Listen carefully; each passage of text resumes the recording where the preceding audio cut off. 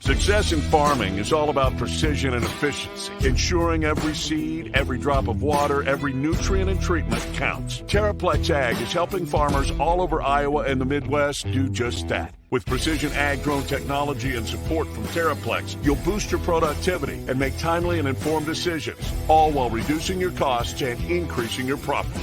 It's time to revolutionize your farming. Harvest the benefits with TerraPlex Ag. Visit TerraPlexAg.com. My name is Joseph Hurst. I live in Ankeny, Iowa, and I'm a part of the PMBA program. I currently work as the Director of Sales at Stony Creek Hotels in Johnston, Iowa, and I chose the Iowa State MBA program because it just made perfect sense. About 2 years ago, I started this wonderful program, and I couldn't imagine not having done it. What has helped the most balance work, life, school has been the people I'm in class with. It's great to go through questions, problems, study for tests, and it just makes the whole class so much easier. As a working professional thinking about doing an MBA program, I get night classes aren't everybody's dream.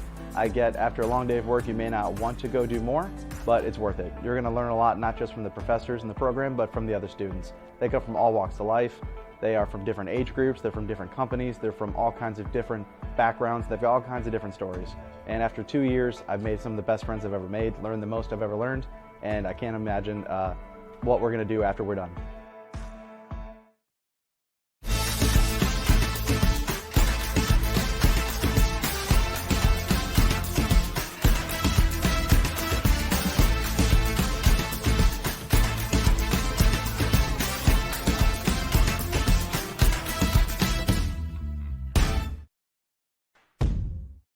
Chris Williams, Brent Blum, from the Wild Rose Casino Studio.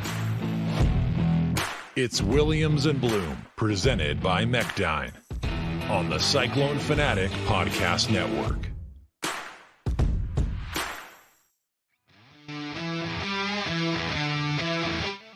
What's up? It is the 23rd of October. Williams and Brent Wednesday. We are in the Wild Rose Casino Studios.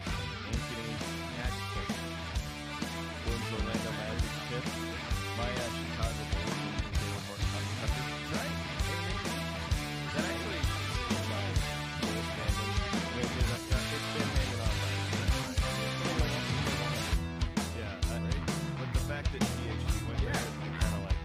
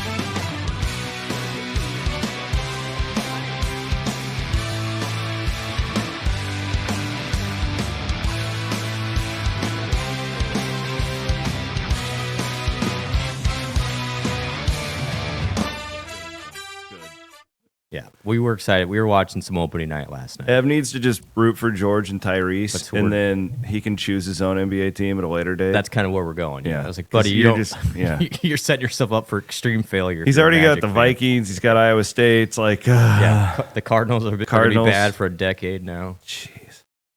Welcome to the program. It's a bye week, but this has been a glorious bye week. I've enjoyed this bye week a lot. Good. Yeah. Good. My bye weeks are all just like catch up of crap that I should have done a month ago. Same. Yeah, that's and right now it's just straight getting everything ready for 2 top 10 basketball programs, which again, worst problems to have. Indeed. Worst problems to have. The Williams and Blum Wednesday, we are presented as always by our friends at Mechdyne, the Mechdyne Corporation.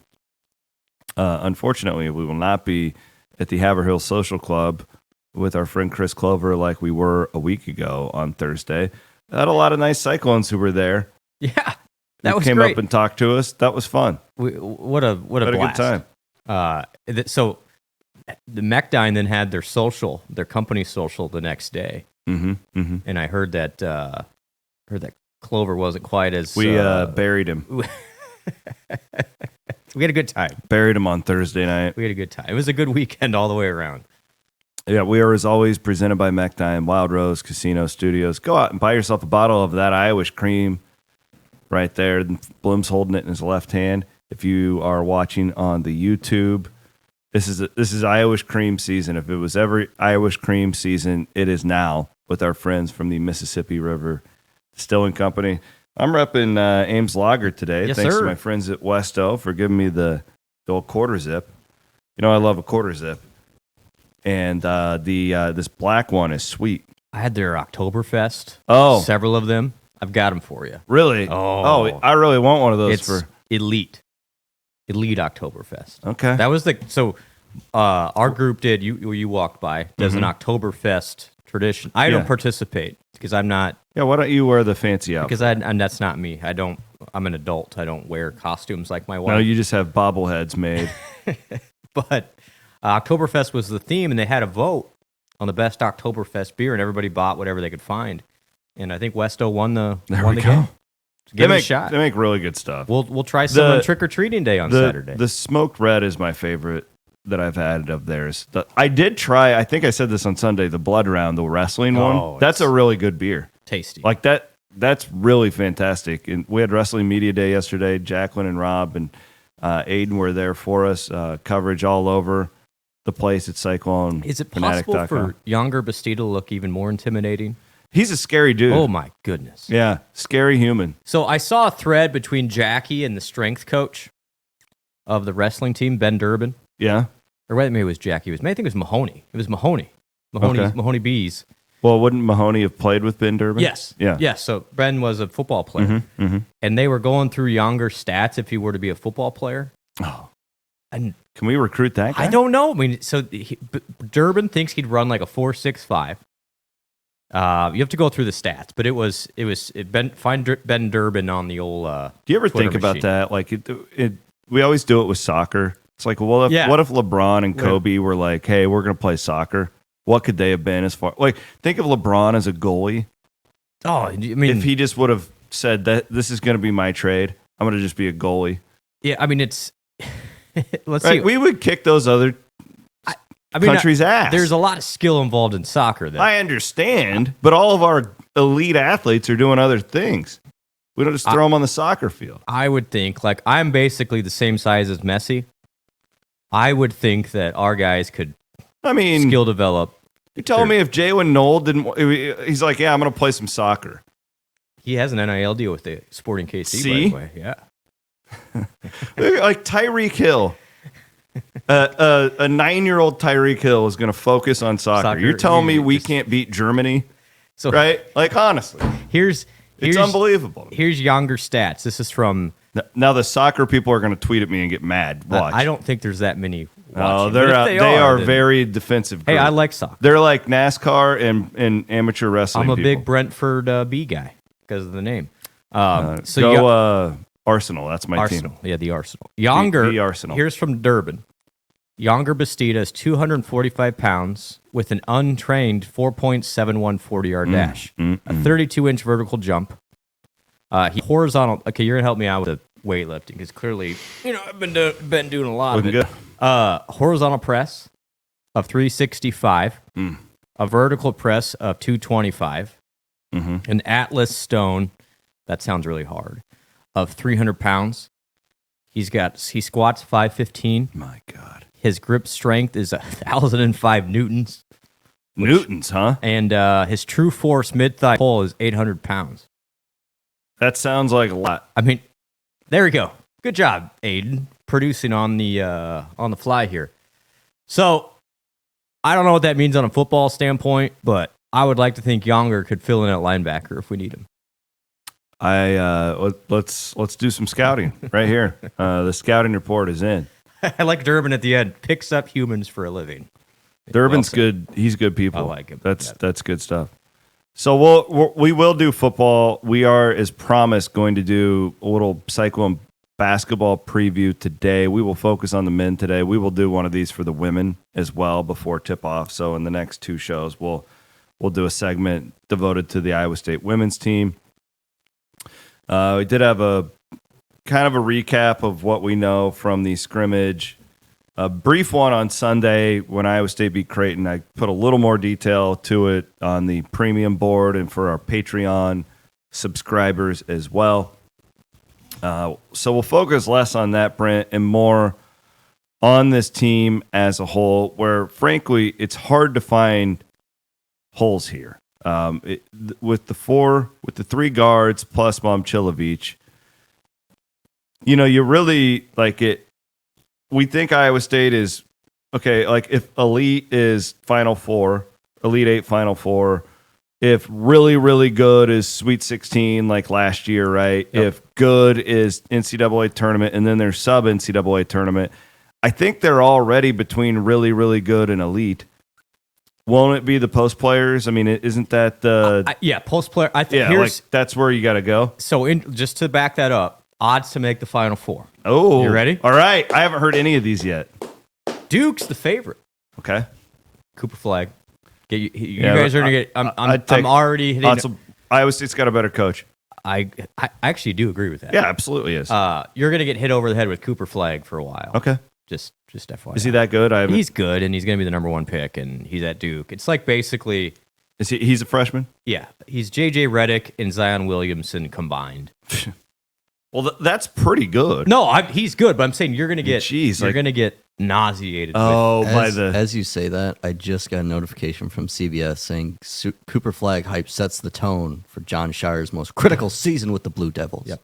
You're gonna get you guys. Anybody in their right mind? We're getting flagged out. Anybody would take Otts over John, whoever Shire. Yeah, unless you're at Duke, anybody would take Otts. I mean, Shire's been really good recruiting, but they have basically unlimited. I mean, if I'm at Duke, I feel like I could recruit. You're probably right. Am I wrong? You are not wrong. So Duke's the favorite, and then we go Kansas. So excuse me, Duke's at 175, Kansas at 190, Houston also at 190. So both Big 12 teams, both these are all plus. Yes, plus one to make the Final Four. Yep. So basically 2-1, which is good odds. Connecticut still in there at 210. That's interesting that they're back. Yep. Alabama at 270. What isn't Connecticut, as far as the odds go, pretty inflated based on? Yeah, that's a Hurley reputation. Yeah, more than the personnel. The personnel's still good, but but they've taken a step back. He's going to have to coach his ass off to get them back. He lost 4 starters. Yeah, they've recruited great, but that's a Hurley thing. Okay. Alabama at 270, and then Iowa State comes in at 6 at 330. To make the Final Four. 3-1 to make the Final Four, everybody. I mean, that's pretty awesome. Isn't that pretty awesome? That's pretty hard to do. So this is not, again... it's not Williams and Blum Homer. This is not Homer. Yeah, this is FanDuel Sportsbook odds. And, so yes, to your question, what are the question marks? I think for Iowa State, the first thing, and it's coming along, is, what Trey King, Rob Jones, Hassan Ward last year... Mm-hmm. Those guys really bought in. They were all in. They knew it. They played hard. They did all the things.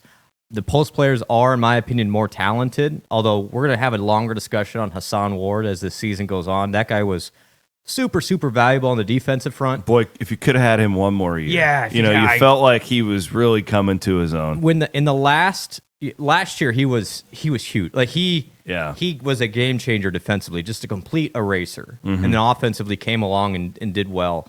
But what those guys gave you is they were going to give you nails every single night. You knew what you're going to get there. Based on what I'm hearing about this Iowa State team, what I've observed, the post players are more talented. They're more skilled offensively, but it takes a warrior mentality to do what TJ asks you to do as a post guy. There still is that level of, are these guys going to be, just that hardcore all throughout the year? I mean, it's a rugged position you have to play at Iowa State.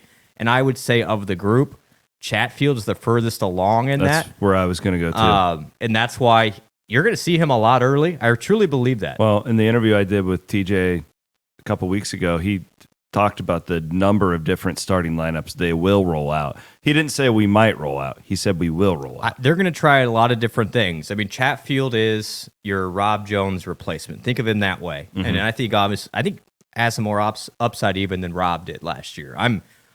Branton Chatfield's going to play quite a bit, and I don't think the fan base realizes yet. They will early on. Real quick, and just so people, some of our listeners may not know who he is. Yeah. Seattle transfer. He is 6'10", 260 pounds is what Iowa State has him listed as. Last year, averaged 9.4 points, 5.4 rebounds, 23 minutes per game. So you probably say 15 minutes per game at Iowa State and give me everything you got. Again, think Rob Jones from a minutes maybe more than 15. Honestly. I think it could be. It could right now. If I'm starting the season, I'm pushing 20 with that guy. Especially with Jefferson is still coming off of a knee. Yep. Right now he has been practicing full go. They held him out of the scrimmage against Creighton for precautionary reasons. Nothing to be afraid of there. I don't know why Jackson didn't play, but I'm guessing it's something small. I'm not. It was not a major issue. Yeah, I'm not concerned about that because I have seen in the last couple of days he's been practicing, so not concerned about that. He will play this weekend. He's the most intriguing player on the team. He is. Like as far as what we don't know, question mark going into the year. I think Jefferson and Jackson dictate Iowa State's season in a lot of ways. So if you can get like scale of 1 to 5, 5 being elite, right now we think Iowa State is comfortably a 4. If they can get to a 5, you think it'll hinge on those two guys? Yes. Okay. I feel really good, and I feel good about. Don't get me wrong. These guys are really good. They're really talented. It's just Iowa State's system takes a little bit to understand if you haven't been in it. Yeah. And those two play a critical role in specifically the defensive end and rebounding. I know they can put the ball in the basket, but what Rob, Trey, and Hassan did is they guarded their backsides off, and they made it easier for those guards to really get away by doing the dirty work. Chatfield's in. Like, that guy gets it. Mm-hmm. I think for those two, it's understanding what it takes every single night to play at Iowa State. There are no possessions off. And I think that's the question with Jackson and Jefferson. They're getting there. Like, listen, they've been working on this since they got here this summer. That's what the whole offseason thing is about. The whole daily habits thing for TJ is make it hard now so it's easier during the season. I also think, too, there's an aspect of it where both of these guys knew what they were getting into. Absolutely. When they came to Iowa State because they're both defensive-oriented guys, and they saw if we're going to get to the next level, we're not going to be doing it because we're a stretch 4. We need to be able to go somewhere in, iron sharpens iron type of thing on the defensive end. 100%. And it's not like these are bad guys or lazy. I'm not saying that at all. It's just it takes another level when you do it every single day once you get to the Big 12 season. Those two really will dictate a lot of the success. I agree. Taking from a 4 to a 5, I think it's on those two. I feel really good about the returning guys, as you should, as everybody should. Curtis Jones has taken a leap. That guy has been awesome. Obviously, you know what you're getting from Taman. Milan's got a huge upside. Keyshawn Gilbert has been tremendous. Scored 35 points against Creighton in the scrimmage. He's been great. I think on only 17 shots. I think Iowa State fans underappreciate what that guy gives you every single night. The growth in him last year, like when I was with them in Orlando, to what he was in March, was incredible. He was hurting them there for a while, right? Completely, yeah, almost reckless down in Orlando. I mean, he was just kind of just driving into the lane and throwing it up and hope that you got a foul called. And to what he became, that'll be a heck of a lot of fun to see him. And then, the other aspect of this, or big of a fan of Kurt Jones I am. Oh, yeah. He might be my favorite player to watch. Yep. He's just got that little. I often compare him to Tyrus, like just that whole gunslinger. He's got a little extra juice to him, for sure. But I'm really interested because you can't double everybody, right? Like you can't. I just think Momcilovic could be the guy who statistically takes the biggest step. Because, and now granted, he didn't have that like Matt Thomas, I need to settle into things thing. Like Milan came out and jumped in right away. Yeah, he really did. Yep. But after talking with Otts about his weight gain, about his muscle, and Otts is, I should have had you pull that clip, Aiden, talking about how, they want him to be the most aggressive 3-point hunter in all of college basketball. I just look at this roster, somebody's going to be open. Yes. Right? Somebody's going to be open. I like my chances one-on-one with any of these guys. But I think because of the other guards, Milan might be the guy whose stats, where you look at him from one year to the next, grow the most.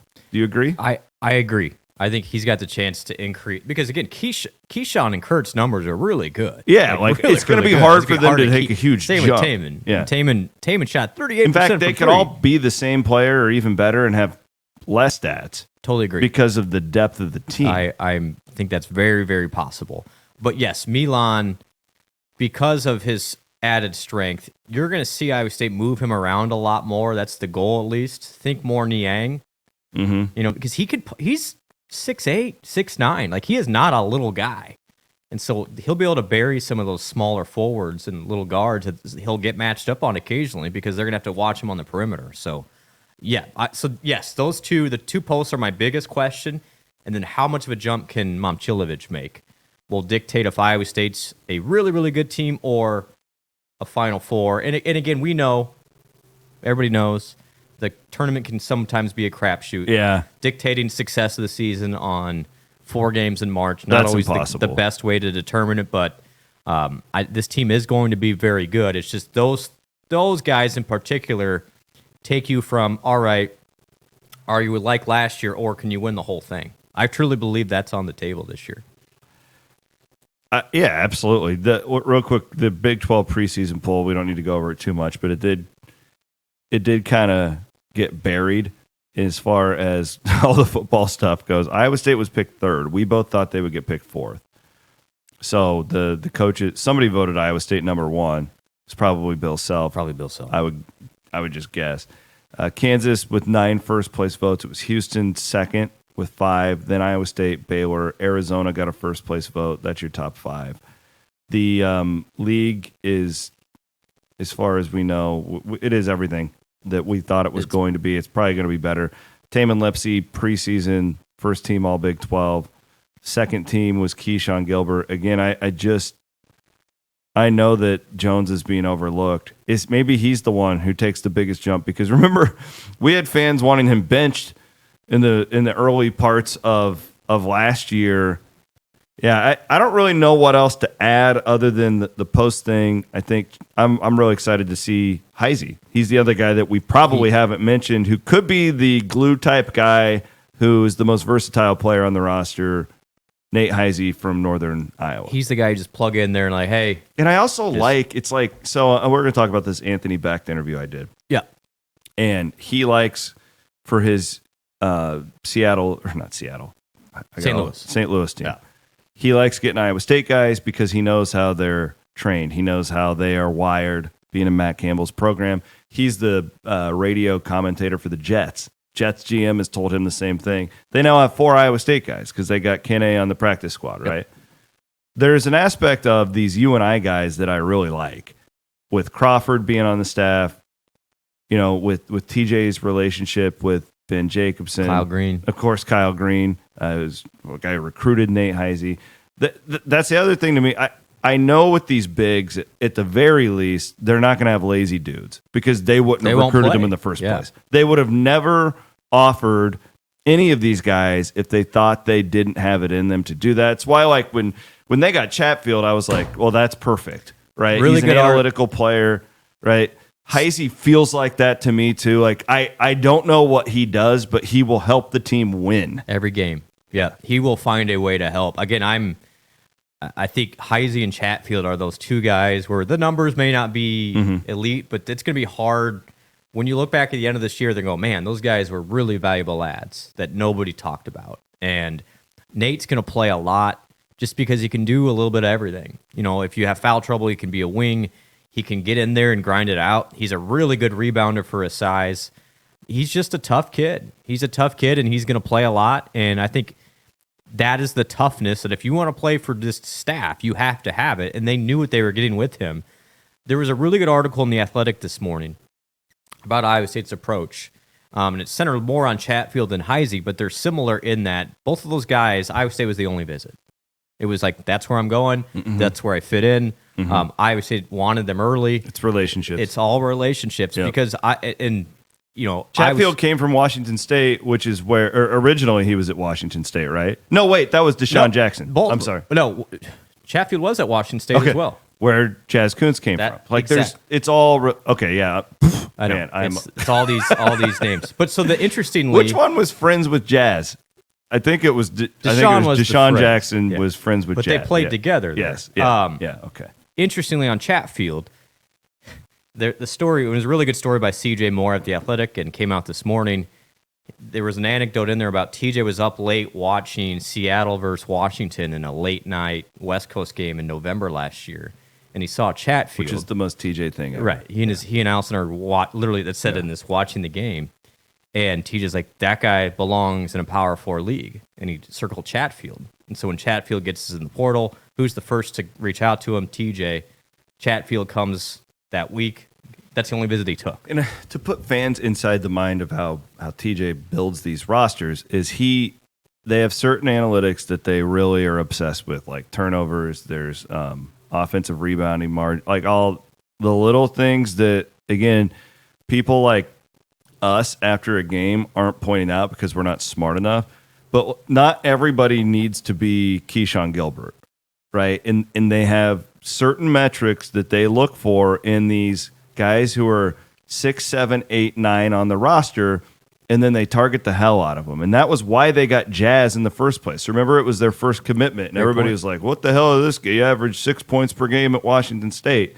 And he turned out to be a total glue guy in the first year, first 2 years when you're building this thing up. That's what they saw in both of these dudes. And you've been high on Heisey since the first time you saw him. You've been talking him up big time. I watched him a lot at UNI. He belongs. He can do everything, and he's going to play a lot. Motivation, man. I think there's something to it when you play at a mid-major level. You just appreciate the charter flight. You appreciate the better dorm.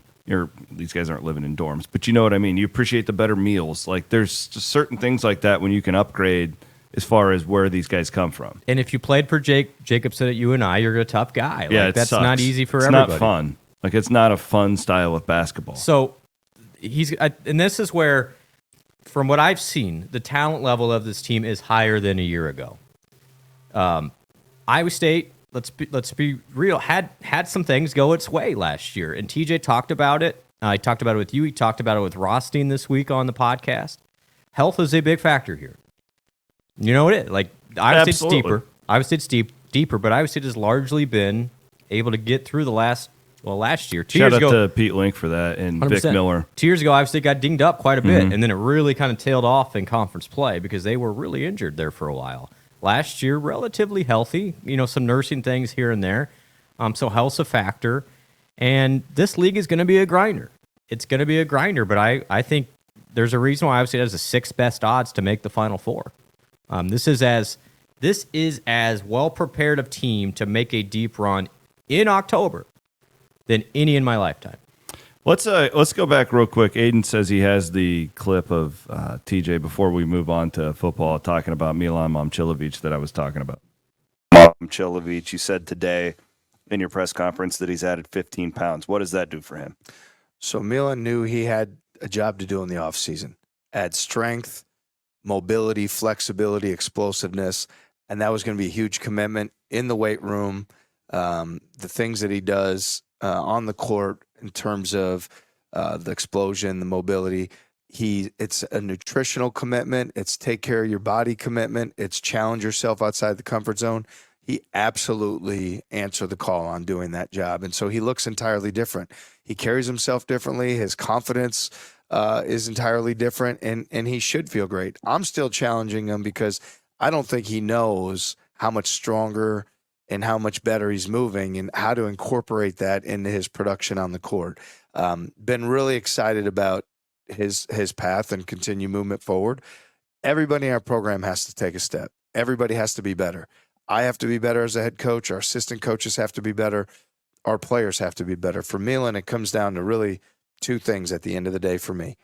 Hunt more threes. Be like the most aggressive, stone cold, hunting three-point shooter in the country, because at 6'8", 6'9", with the release that he has, Like there's not a lot defenses can do when he's out there just hunting shots. And then on the other end, because he's bigger and stronger and moving better, and I think his confidence is higher, we need the production on the glass. We need him to be a guy that says, you know what, I'm going to go out there and get us 6 rebounds every single night. And he's capable of doing it. And those 2 areas are the steps for him that we're excited for him to take.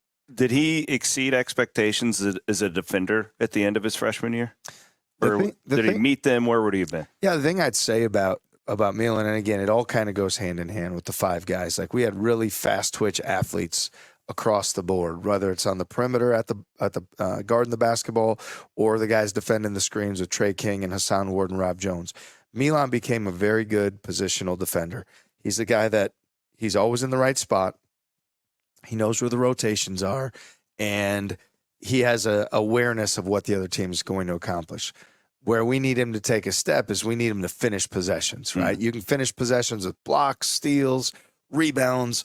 We need him to be a guy that says, I'm not just an offensive talent. I'm a guy that from a rebounding and finishing possession standpoint, I could take that step. But again, answering your question directly, I think he did a solid job for us down the stretch last year. There you go. That was from a couple weeks ago. If you missed the interview, you can go back onto the feed, YouTube, podcast, wherever. And he said what the other part I wanted to get to, one of the questions I have is that what he called fast twitch on defense with Ward, King, and Jones. And that's to be determined, I think, with this group. Iowa State has been elite of elite on defense. I think it will be again. But Ward and King and Jones were all kind of erasers. Like those guys were so good about just shutting things off. I think Jackson and Jefferson and Chatfield can do it. Mm-hmm.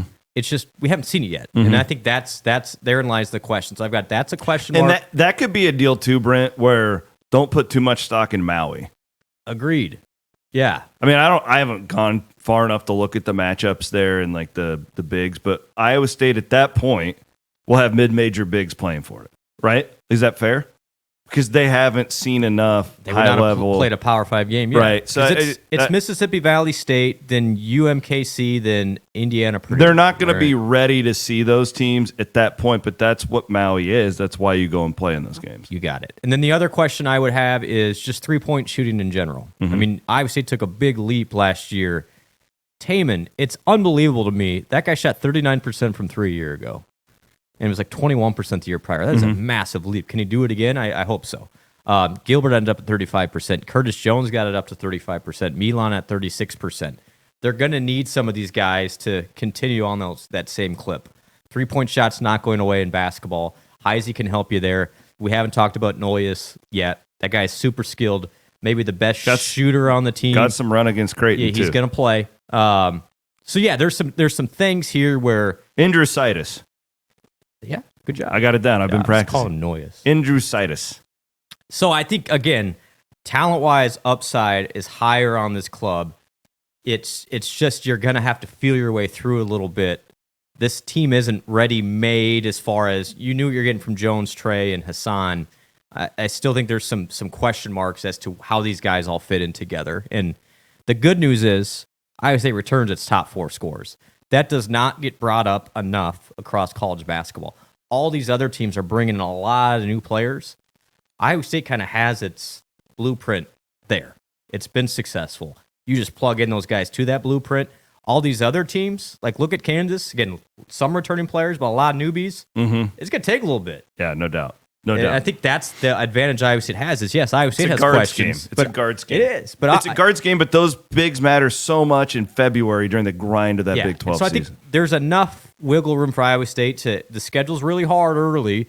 So again, you can't just take a nap in the non-conference, but I think Iowa State's best basketball, I think they can be ready-made pretty quickly. I think Iowa State could be pretty successful in Maui because they have less questions than no doubt some of those other teams. I'm just telling the fans I would take it easy on the 4 and the 5 spot just because it is going to take them a little bit of time to get to Rob Jones' level when he was a third-year dude. And we're not necessarily talking about the skill. We're talking about the grit, the nastiness, all that. It took Rob a year and a half. Yes, it did. And it took Hassan a year and a half. But those guys also didn't have these 4 dudes in front of them, in the other areas of the game. So can't wait. November 4th is tip-off.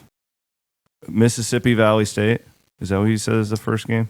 Yeah, I think they're the last ranked team in Ken Palm. they're not high. Whatever, man. It's Cyclone basketball in Hilton Coliseum. It's all we care about. And it'll still be probably close to a sellout, which is pretty cool. All we care about. Want to thank our friends at Game Day Men's Health for sponsoring the show. Got all my blood done. My blood is like in a totally different level than it was even like 6 months ago. I was like getting to be like pre-diabetic and stuff. I was getting really in a rough spot. I started going to Game Day Men's Health, and they've helped me not just lose weight, but become a healthier man. They have a location in Ankeny, which is where I go. I see you guys all the time, by the way. Thank you for saying hi when I'm in there. They have a location in West Des Moines and also in North Liberty if you're in Eastern Iowa Cyclone.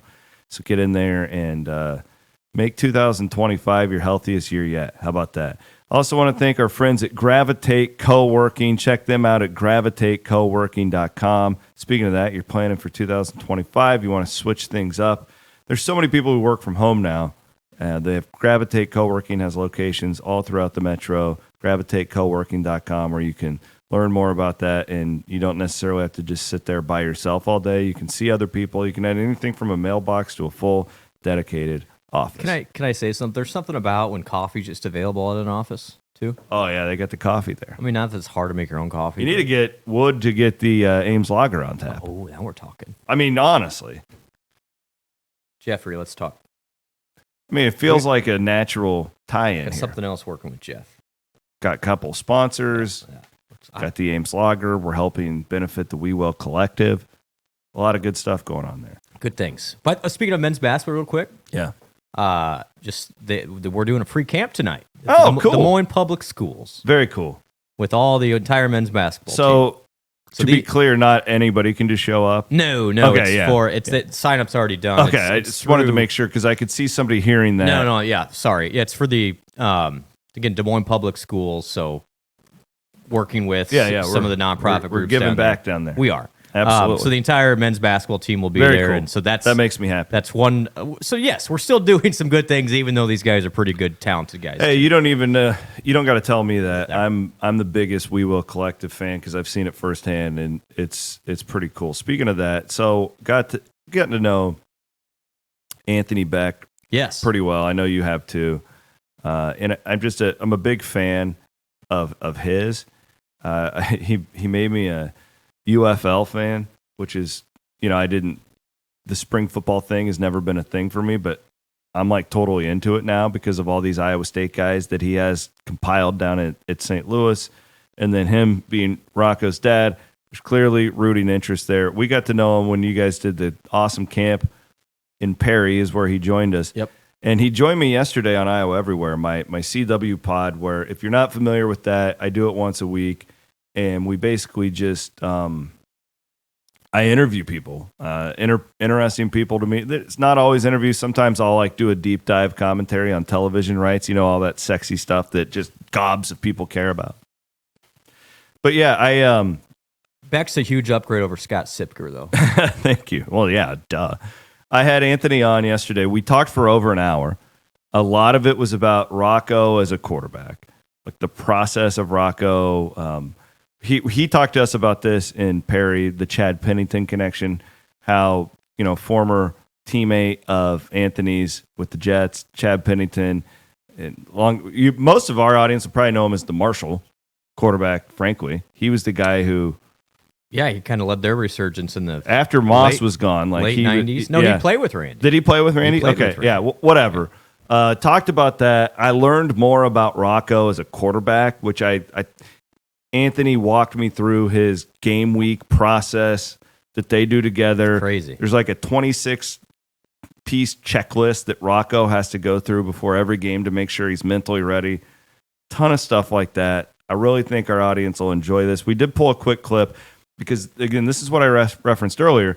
Anthony likes getting these Iowa State guys because he knows how they work. He knows what they had to do to get through Matt Campbell's program. Here's just a really quick look at it. They all come back, the guys we had. They all deserve to be in the league. I'm so happy that every one of our Iowa State players got into a training camp this year. Speaks volumes about where they came from, what they're about from Matt or and from Iowa State, and what they're able to kind of do with us. and take advantage of those moments and get that second, third, first chance to move on. So I know those guys love the game. They're passionate about it. And I know what I'm getting from them. And then that matters because, as fun and as player coach people think and see from me, there's a high demand, a high accountability for what we do. And they help deliver that message to the new players and the players we have on our team. Do you hear that from the Jets too? Because not only did they have the 3 guys, but then they go out and sign Kinney as well. I mean, is Iowa State's reputation the same way, like up there? I think league-wide, I think there is a respect. I mean, you heard Andy Reid talking about Matt. I mean, there is a respect across the league, and it bodes well for players there now that are playing at Iowa State. And, of course, the players that are dominant, they're not just in the NFL. I mean, these guys are making real differences for teams. Montgomery, Hall, Charlie. He was in Tampa last night, playing. It's just these guys are like making, Hummel, Reed. I mean, they're doing things like they're starters. I mean, they're making real plays. Like, they're stars. Some of them are stars in this league, and yes, it does matter. So when I look at that, if you're a recruit, I mean, these are things like, man, like you see a lot of these Iowa State guys, like there is a real connection there because it matters to these coaches. A lot of these coaches in the league, and it's changing a little bit from the younger blood, this and that, but they're looking for those. They still want high character. They still want hardworking players. And they know sometimes maybe if the talent level is just slightly off, that they're going to make it up in some other ways. And that still holds true, I think, for a lot of head coaches, guys that have been around a long time and GMs. But, listen, they're still talented players as much as that effort and all that stuff's there and culture is there. They're really good football players as well. There you go. It's really good. Yeah, just a couple of minutes from it. Again, we went for over an hour with that, but we were talking about Niang and Halliburton. Of course, there's the other guys. I think when we look back at the Campbell era, and hopefully it's a long time from now, the NFL aspect of it is the biggest legacy thing for me, other than just winning games. The fun part of at it. Iowa State, but we never had that. Never have. Ever. And now it's like any game you turn on, it's a storyline. It's like, I'm watching Xavier Hutchinson. I'm watching, right? Like it's I don't know. I thought that was a really cool clip that Iowa State fans would like. And then behind the scenes, if you go to a practice now, you're going to see a handful of scouts. At spring that practice. Was never a that case. Was never the thing. Like Iowa State was not on the stop We couldn't list. even get them to come to pro day there for right. They were doing pro day and nobody was ever there. Yeah. And guess who sees that when you see the scouts roaming around the sidelines, the players. Like there's something to that. And in this era, opportunity still matters and being seen still matters. Matt's reputation in the NFL is elite. There's no question. Brock, Brees, David, Will McDonald. Will McDonald's story may be the most impactful. He's of leading any the of league them. in sacks. Right. At a position that's hard to do from Iowa State. And so that all these things matter. If you're going to take a chance on a guy, I'm going to take a chance on an Iowa State guy who I know is going to have the work ethic to work for it. And Will, to his credit, you've told the story. I will reiterate it. He's probably a guy, and I don't know this for a fact. If he would have transferred to Georgia, I just threw that name out there because they're kind of the it program. Sure. I don't think he would be in the spot where he is now. I don't know that. It's not like, Georgia can't develop D-line. That's not what I'm saying. Right. What I'm saying is, I don't know if he would have started there. They would have brought him in as a depth piece. Would he have developed the same? I don't know. I don't know, but I do know that is a really good example of a guy who stayed, got more reps, and developed along the way. And then learned how to stop the run. I'm guessing if he goes to Georgia, C-Dub, or wherever, anywhere, and he had literally... He could have gone anywhere. Could have gone anywhere. He might just be a specialist there. And then he doesn't bringing you in on third down. Yeah, and then he doesn't learn all the... And that's it. Like playing time, you're only going to get better by doing reps in anything. It doesn't matter what you're doing. I think Will McDonald, if you tell the story of the last 3 years of Iowa State football, he's always going to be one of the ringleaders for me in that. If he decides to jump and go to the portal, which he could have done, he had hundreds of thousands of reasons to do that, and the collective is literally a month old. We didn't give him really much at all. Okay, just going to be completely honest. if he leaves, maybe that starts a precedent of, oh, if I'm good and I'm at Iowa State, I'm going to leave too. Because he stayed, TJ Tampa sees that he stays. Because TJ Tampa stayed, then this past off season, all these other guys stay, and it becomes almost a self-fulfilling prophecy. Like, I don't want to be the one that, and Anthony referenced it in your conversation, which was awesome. Like the best thing I've listened to all week. So kudos to you guys. Thank you. It was all him. He talked most of the time. Anthony, I just led us in the right direction. Which, when someone's talking to you, is very rare. Yeah, I can't it's keep my actually, mouth shut. Yeah, pretty impressive. But these guys, one of the reasons why Rocco stayed is like, I knew Iowa State was going to be really good this year, and we didn't want to be the one to change that. And because Rocco stayed, then Jalen stays, and Jaden stays, and then it all kind of works together. And Wills was kind of the pioneer of. He was the first one to get offered real dollars.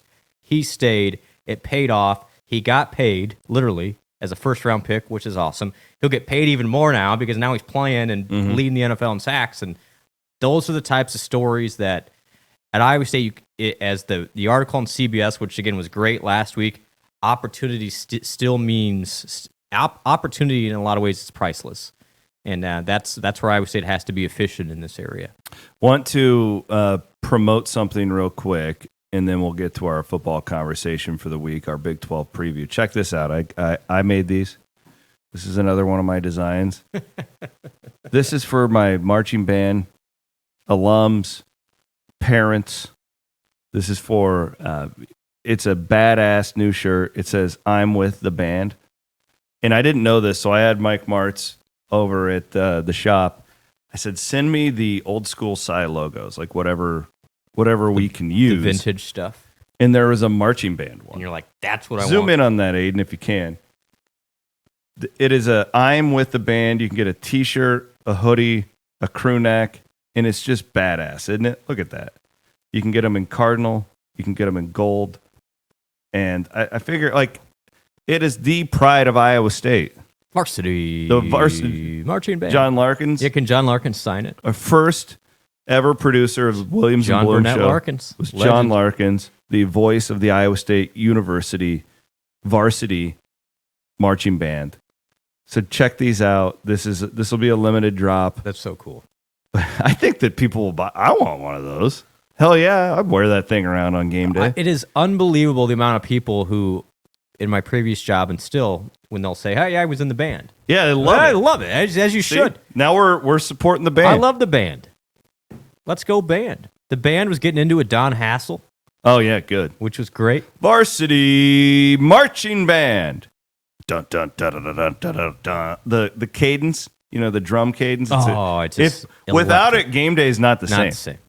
The band makes game day. Speaking of game day, Even like hours before the game. Like once you hear that, it's just, okay. It's time. It's time to Ready to go. Speaking of that, we should probably talk about this letter Jamie Pollard sent out. Yeah, let's talk about that. Speaking of game day. So I am so isolated from all this stuff, Brent. I don't know anything's going on up in the press box. I'm literally, Aiden sees me. I've got 3 games going on in front of me. I'm taking notes. I am so locked in. I'm a terrible person to be around on game day because anxiety and and I know it. So I get the hell out of everybody's way and I just go to the press box because that is my safe space. That is my happy place on game day. Apparently we've had some shenanigans. Well, okay, I'm just going to read the letter. Okay. I didn't even know about this. Yes. So Jamie sent this to all the ticket holders yesterday, and he sent 2 different letters, one to the general fans and some to the students. Okay. And I'm just going to read it to you. Dear Cyclone fans, this is not Jamie voice, but you can read it in Jamie voice.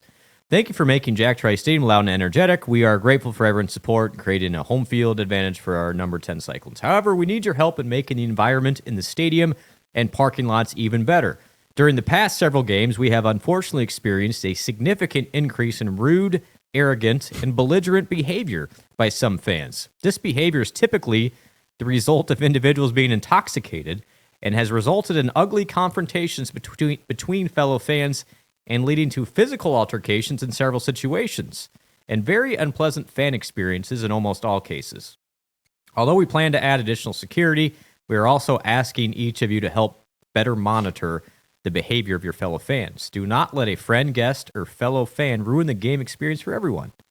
In addition, we are also sharing a copy of the letter we sent to our student ticket holders. If you have a child, grandchild, or friend that attends the football games in the student section, please discuss the attached letter with them. We must address this important issue before someone is seriously injured. Thank you for your understanding and assistance. So it feels like a note got sent home to your kid misbehaving at daycare or school a little bit. And so I think there's two facts here. Real quick, does this have anything to do with the Texas game, like trying to nip something in the bud? That's the third fact. Okay, so yeah. this is here's, and I haven't talked to Jamie about this. I'm just kind of putting my athletic director hat on, which is a scary thing for anybody. It's actually that badass Cyclone Fanatic rope hat, but all the same. There have been an increase in arrests in and around Jack Trice Stadium this year. Why that is? Intoxication, clearly. More night games. The night games have to be a factor, I would think. But regardless, yes, there has been, and more fans in general. Like, you have sold out the last two games. And the weather's been awesome. The weather's been great. Yeah. And, tighter quarters, people intoxicated. Yeah, dumb things happen. Dumb things can happen. Yeah. So, not an excuse, but so there has been an increase in arrests, which is not good. We don't need arrests at Jack Trice Stadium. Number two, and it has nothing to, maybe it is Mr. Brightside, Aiden, but there were. I'm so sick of hearing about that song. By the way, there were items like C-Dub. There were items being thrown in and around the student section on Saturday. Water bottles mainly, and then also those.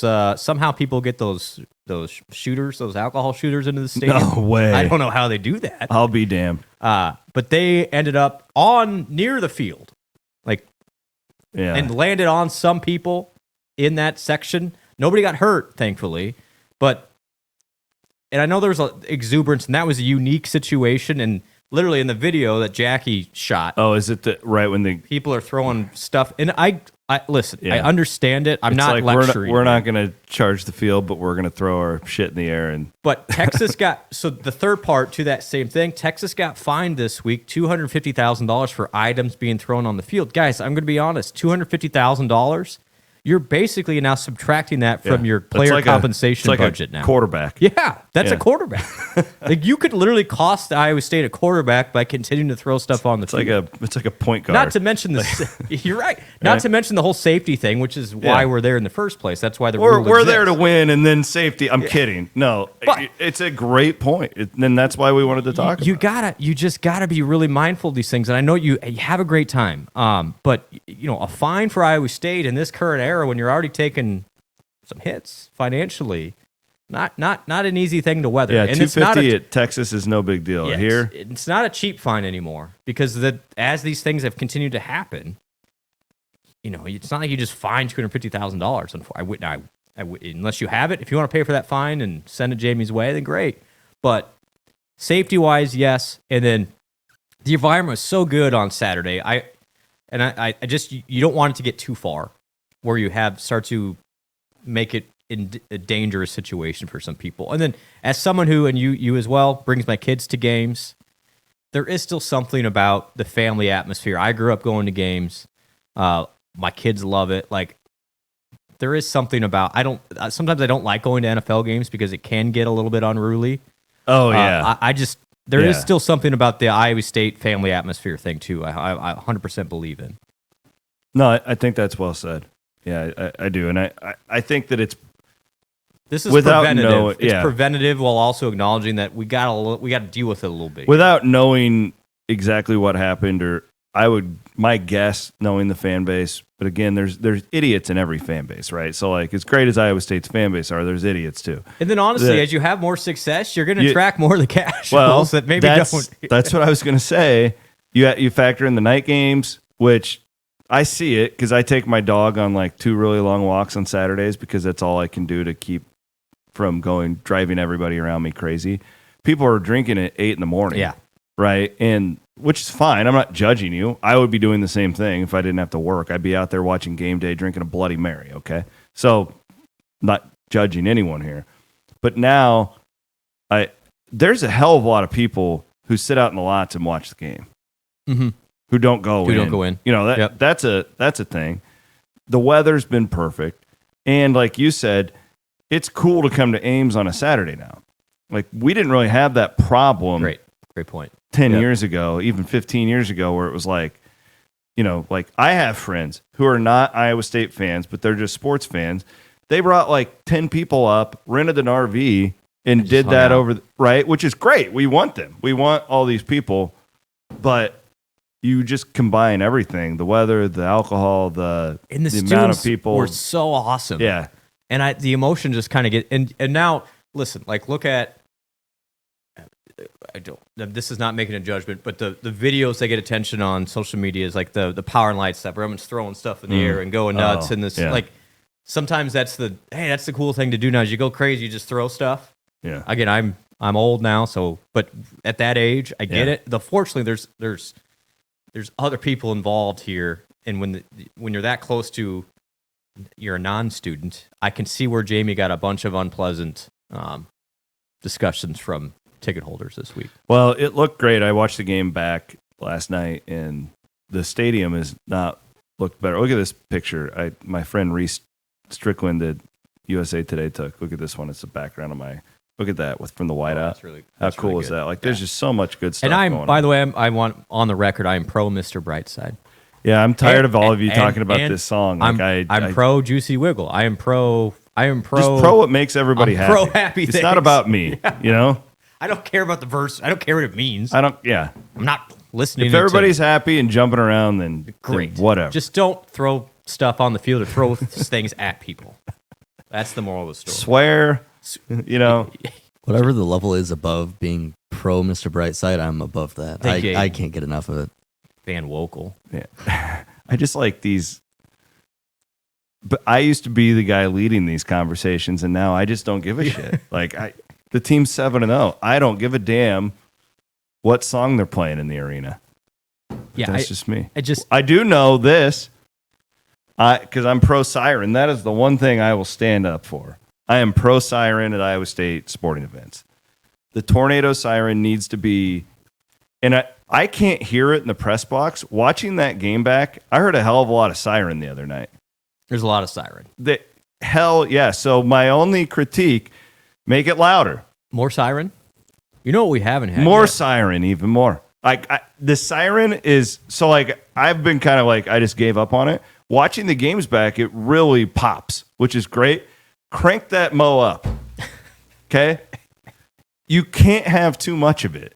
You want it to be a point where it's obnoxious. If you're watching it, if you're the opposing fan, where it's just like, oh my God, this goddamn siren. It's like the Boomer Sooner. Yes, that's exactly what it needs to be. Boomer I Sooner. love it. So keep it up. We need more of it. I have one request. The game, by the way, the in-game atmosphere the last two games has been incredible, top notch.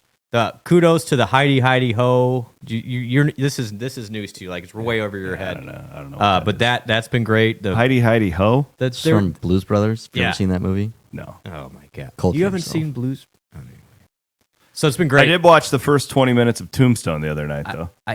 Doesn't really This mean has nothing to do anything with here. Blues Brothers. That's shout out to my guy Keith Murphy. The Did you know that Rowdy Burns from Days of Thunder's in Tombstone?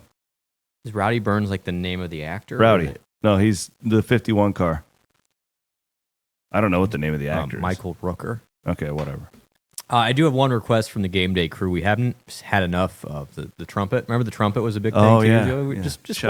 Just one time for me, would you? All I'm asking, and I know that you guys are doing a great You're job. doing a fantastic Take job. whatever you're doing with the siren and turn it up about 3 notches. I got a fever. The only prescription. More It's siren. more siren. I love it.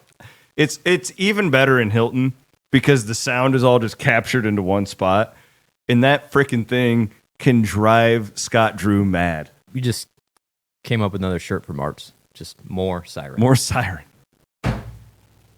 You're welcome. I'll make a donation to the We Will Thank you. Collective with our... Please do that. More siren. All right. The Wiffles Hybrids Big 12 segment coming up.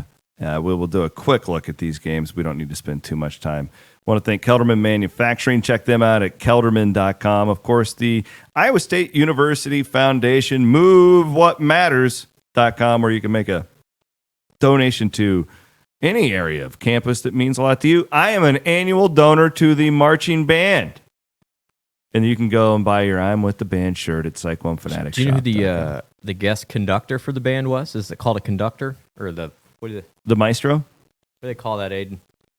It's a conductor. Maestro. The maestro? Yeah, the maestro. Dean David Spalding was doing it on Saturday. Nice. Yeah, he sent me the video. Oh, very cool. Yeah, so way to go. Way to go, Spalding. Way to go, Dean Spalding over there at the Ivy College of Business. Big band guy, too. Huge band guys. Wiffles Hybrids presents our weekly look at the Big 12. Plant your independence, plant wiffles. Hopefully y'all are getting done with harvest. You got to be getting done soon. Now, the big dogs are out there. The ones that have got a ton of land, they're still out there, I know. But most of the small to moderate sized farms are done. Aiden, how are the yields? How are the yields over there? They're definitely yielding. Are they done? Is your dad done? Yeah, they got done on Monday. Seems like weather's been dry, but okay. We all right? It's dry as a Sahara out there. We're in drought condition. All right, well, mixing a little rain. We got a little bit. Just not when I'm supposed to golf. Jeez. So that's like always. So this is really interesting, Brent. Central Florida is now a 1.5 point favorite over BYU. Oh. BYU is the 11th ranked team in the country. Central Florida is 0-4. Oh, excuse me, 1-3 in the Big 12. They had one more player go to the portal yesterday. Who? Anybody notable? No, it's a backup defensive This end. is just, keep my analysis aside, from a pure gambling spot, a no-brainer to bet on Central Florida. Anytime a ranked team like that goes on the road and they are a underdog to a team with 1-3 next to it, you automatically bet on the team that is favored. Yeah. What time is this game? I'm 2:30. Okay. This is big, honestly. I think. But so I want to address this real quick. Every time you make this bet, and you're not going to win it every time. You will not win it every time. But this is one of those Vegas knows situations. Our guy Simon tweeted at us yesterday about your mark thinks that 3 Big 12 teams will get in. Of course he does. I was like, well, that's what he needs to say that. Yeah, he has to say that. So do we want UCF to win here? I am of the opinion. First of all, I don't believe that 3. I don't see any scenario in which that happens. Hassel and I discussed this. I think 2 is still possible. The RV Village special last Friday night. It was myself, the great Ryan Hillary, and the fellas who were tailgating with us next to us, and main man Ross.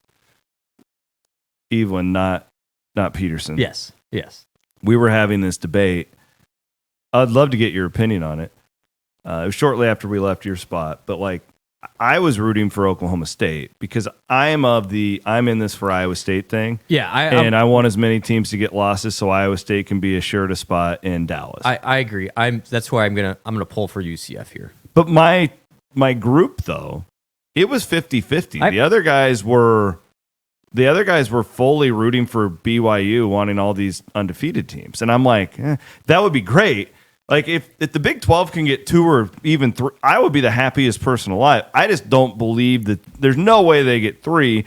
I do agree that if 2 teams are undefeated going into Dallas, then they're both probably going to make it. Yeah. I completely agree with that. I just look at this league on a day-in basis, and I don't believe any of them will go undefeated. Yeah, I hope I'm wrong. I hope the Cyclones are there. But my first blush reaction is with you. I want to make a buffer for Iowa State because I think if BYU can lose a couple, I think they can lose 2 more games here, and then that Iowa State K-State game could potentially just be a chill for on Iowa State's head. And K-State would need to win it most likely. So I'm intrigued by that game. I am picking Central Florida. I still can't go that far. Don't you agree with me on the spot though? Yes. Every time. All the mechanics of it. This is a blind bet. Don't overthink it.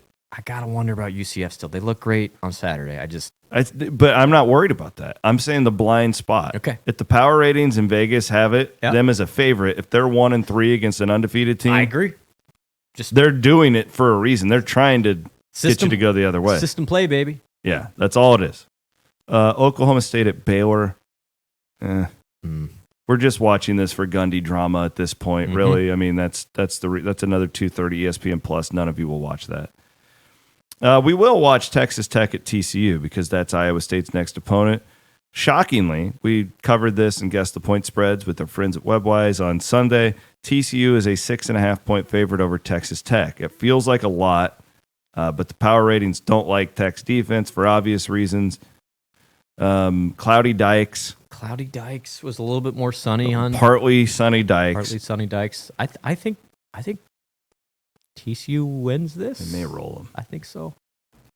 I gotta wonder. My first shot at this was say take the points, and the more I look at it, I go the other way. I'm with you. Okay. West Virginia at Arizona. The Neil Brown thing's getting pretty ugly. I saw some stuff even yesterday. Like he may not. If he loses Saturday, that might be it. Arizona's a 3-point favorite in that game. Well, West Virginia, with as football hungry as they are, it would make sense that they would fire their coach in October and get a head start. I again, did he get extended? I need to look at Neil Brown's situation. No, he didn't get extended. Not that I'm aware of, at least. So Utah, or does Utah play this weekend? Yes, at Houston. They fired their offensive coordinator. I this saw week. that. It's starting to become the thing. You fire your guys early, but I think Neil's already done that. He's running. He doesn't. Yeah, he doesn't have fire. that. He doesn't have that card to play anymore. In Whittingham, whatever. Like Did does he resign or did he get fired? Fired. I thought it was resigned. Yeah. The Utah coach. Yeah. Why don't you look it up for us? I think he got fired, but you don't resign. You don't resign in the middle of the season unless you got fired. I'm guessing that it was probably, you hey, yeah, you can tell everybody you resign, but you get the hell out of here, type of thing. Yeah, I think Neil's on the fringe here. Utah's a 3.5-point favorite at Houston. That is an intriguing line as well. It's I'm thinking. I think we got a big play on Utah there. You really? Yeah. That's my gut too, but my gut was that they blow out TCU last week, and they. I know. And Houston's defense is better than TCU's. Okay, here's the Whittingham thing. Stepped down. Okay. Yeah. Well. Allegedly. Yeah. All right. Well. He's the guy. I always loved it. We wish him the best. He's a consummate professional, but he sucked here, so he's got to go. Yeah, I don't know. I don't feel good about that game. I don't can either. See Houston. Houston can't score. I know. That over-under is like 35, right? 36.5. Yeah, like we're going to play the under. That's the play in the game. That's the play in that game. 14-3. We play the under in that game. I think so. Houston can't score, guys. They cannot. It's like UCF without a running game with Houston. They can't score. So the question is, if can Utah score with its bad quarterback play and a new offensive analyst as the coordinator? I don't know. I'm going to say no. I think that game's 14-3. We both thought Kansas could hang with Kansas State this week. I'm still on it. I'm still plus on it. 10. I'm still on it. Yeah, I'm there too. Sneaky spot for old K-State. You know, Cincinnati keeps surprising me. Although I had them last week against Arizona State, I thought they would take care of business against. They did. But they're at Colorado, two teams that I believe are probably overachieving. Yep. It's 5.5. I don't know. My gut tells me to play Colorado here. My gut tells me that that is Cincinnati a paper tiger. Let's see. Their wins are against Arizona State, Central Florida. In Central Florida's defense, they were just making the quarterback transition that game. And that's another reason why I like them against BYU, because they clearly have something going on there. Like that, whatever they're going to be is going to keep getting better at this point. It just, unfortunately for them, took them half the season to figure it out. True. Cincinnati lost to Texas Tech. They beat Houston. They haven't really beaten anybody. I don't like looking at Colorado games in general because I just don't know what I'm going to get. Yeah. I will say this about them. Their run defense has been awesome the past 4 weeks, which I would not have guessed. And if they can stop the run against Cincinnati, I think they do win that by a touchdown. But I think Cincinnati can be able to run the ball too. Like that's where you got to keep an eye on it early. That's a game I'm waiting to see what I'm looking at. That's a post Bondurant trick or treat game. Can I give you my honest opinion on that game? I really like that under 57.5. Mm-hmm. Yeah, because Cincinnati will try and shorten it. Yep, as much as possible. And then they're going to play that Tyson Vite Anaconda defense. The old anaconda. And so they're just going to try and keep it low possession. Little pro tip for everybody. So a good weekend of games. I like bye weeks, Yeah, don't we? bye weeks This is are a great bye week. What are you going to be for Halloween on Saturday night? We get a big Bondurant Halloween fest. It's in it. We're lucking out. Usually it's the day of a game, and it's. Last year I didn't even get to participate really, and this year I'm gonna be all out. It's gonna be great. I'm Willie Nelson this year. We're doing a country music theme. Cammie's Lainey Wilson. I'm Willie Nelson. The wife is Shania Twain, and Elise, the 5-year-old, is Alan Jackson. And Diffie the dog is Joe Diffie. Got him a denim out. He's got a denim jumpsuit he's gonna wear. And we're gonna give him a mullet. So I'm usually not a costume guy, but my kids, because they see you, are like, well, you got to do something. Yeah. And so I'm going to be Bowser. Nice. From So is Ev Luigi, Theo is Mario, and Crystal's Princess Toadstool? I think, or Or Peach. Peach. Princess Toadstool Peach had a name change at one point. Or is it the same person? Yes. I haven't been keeping up. She on was mine. Princess Toadstool at the beginning, and then she switched to Peach at some point. Okay, well, she's good for whatever you that guys. is. So I'm like, I'm not putting on like the actual Why not? cost. I'm just doing a mask because I'm, can't go all in. Yeah, you can. No, you Halloween's can't. the best holiday of the year. I'm not a dress up You guy. get super drunk and you get to dress like something else. It's just never been my thing. Like even God, back to you're so college. lame. Yes, I am. Even back to college, that was never my loved thing. Halloween in Oh, college. I It's my probably- favorite holiday. I had the same costume all 4 years of college. You would. I was. Why are you guys no fun? Why are you no fun? I had a bear costume, and then I'd wear a Mitch Trubisky jersey over it, so I was a Chicago Bear. Clever. I like that. A deep Mitch Okay. Trubisky pull right there. Still, Huge Mitch guy. here's why, and I've told this on this podcast before. I'm never topping my costume in 1998. Keep in mind, this was the year Iowa State finally beat Iowa. And so I went as the Kinnick Stadium scoreboard. It's a 27-9.